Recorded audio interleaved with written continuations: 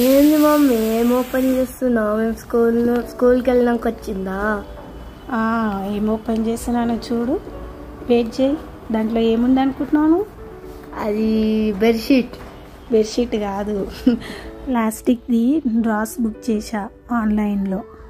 దానివల్ల ఏం ఉపయోగం మమ్మీ? అది తీసుకున్నావు?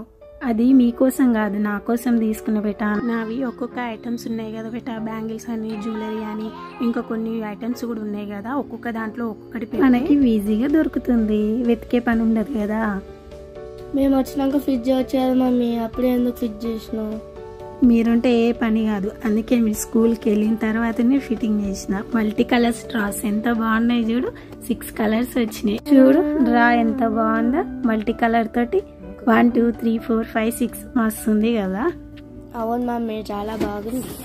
ఇది మీకు కూడా కావాలంటే ఆన్లైన్లో బుక్ చేసుకోండి.